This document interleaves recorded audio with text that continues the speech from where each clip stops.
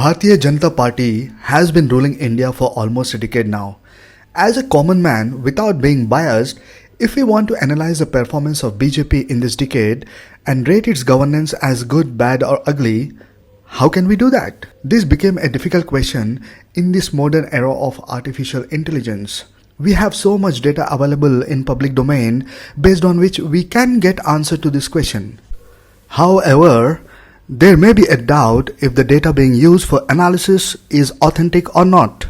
Simple answer is that if the researcher finds the same data available at multiple authentic sources like authentic newspapers, authentic websites, authentic TV news channels, etc., then it is confirmed that data is indeed authentic. Now, problem is common man does not have time to do self-analysis about a party. So, his analysis is mostly based on the data that comes to him directly from different sources, most of them being unauthenticated sources like WhatsApp, Instagram, Facebook, social networking sites, friends, colleagues, family members, neighbors, etc. Additionally to this unauthentic data, he joins his emotions towards a political party, towards a community, towards an individual, towards a religion and makes his own assumption, which is 100% incorrect due to the fact that he used unauthentic data for his analysis. Another way a common man can think and analyze the ruling party's performance is by hearing to opposition party's analysis. As this is a full-time job of opposition party to analyze the performance of a ruling party and question their governance, it is by default expected that they will get all the relevant facts and strongly question the ruling party. When they strongly highlight the public issues and fight back strongly with ruling party to take action and resolve the public issues, common man feels safe, and this act builds positive impression on opposition parties. In case ruling party leader commits crime, it is by default expected that opposition not only files a case against the culprit but also conducts strong protests against any kind of illegal or corrupt method being adopted by the ruling party to save its leader. If the ruling party tries to influence the pillars of democracy by making them their puppet for political benefits, it is by default expected that opposition not only fights back strongly but also files criminal cases against culprits, hit the roads, start protesting to safeguard communal, political, democratic fabric of our country and safeguard the pillars of our democracy. In this episode, we will not list the failures of BJP or analyze the governance of BJP in the past decade. Instead, we will highlight the opposition. Fact is that, like any other ruling party in the past, even under BJP rule, there were a lot of unaddressed issues, weak governance scenarios, which opposition could have used it strongly against ruling party right after their first term, but they failed to do so. Opposition party has been so weak that in front of their eyes, pillars of democracy became weak. It is the opposition's failure that they didn't file any criminal cases or any sort of cases against ruling party members or the elements in the system who were not doing their job fairly or justly.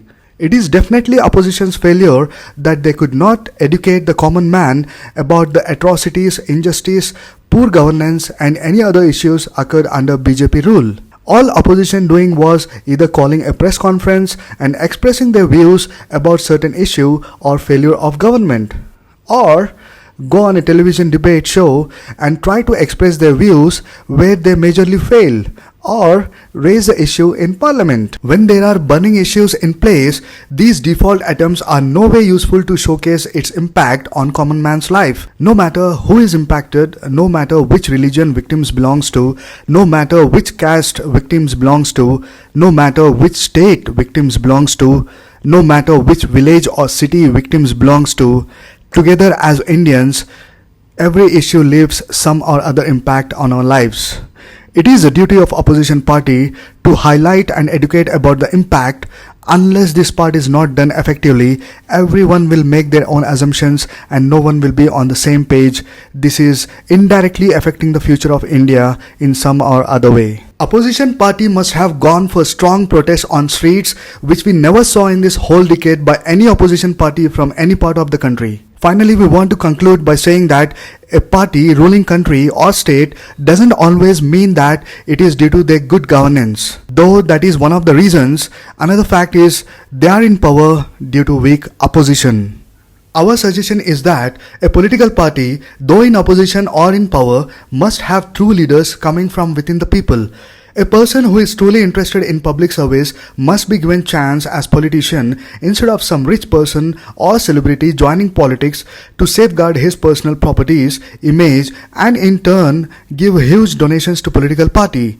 These type of politicians are as good as nothing. This could make political party even weak, as he or she will not be as mindful as a person who is seriously concerned about the society. After winning elections, if a politician joins another party, then his current role must be nullified and re-election must take place.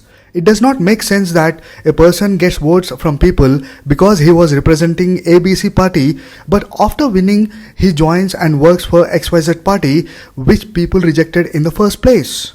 If the issues are serious, like related to national security, corruption, scams, rise in crimes, and ruling party is not taking any action or justice not being delivered, opposition must go on streets and perform strong protests whenever required and pressurize the government and system. This will not only help take an issue towards resolution, but also gain public faith. This faith will help opposition win next election. Political parties and their leaders must never be involved in any sort of crimes. This makes them vulnerable and the ruling party can influence them by scaring them about the consequences. And political parties must never give ticket to criminals of any sort. They are already criminals. There is nothing great expected out of them, and they can also weaken the party.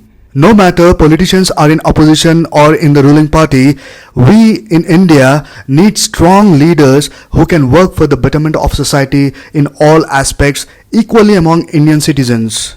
Instead of joining politics with certain ideology that helps particular group or sect, or joining politics to enjoy the government benefits, or joining politics to safeguard their own businesses or properties or image. Shame on people who doesn't have any heart for public service yet they join politics. Shame on parties who give tickets on the basis of money and fame. This must be stopped immediately for the sake of bright future of India. Thank you for your time, guys.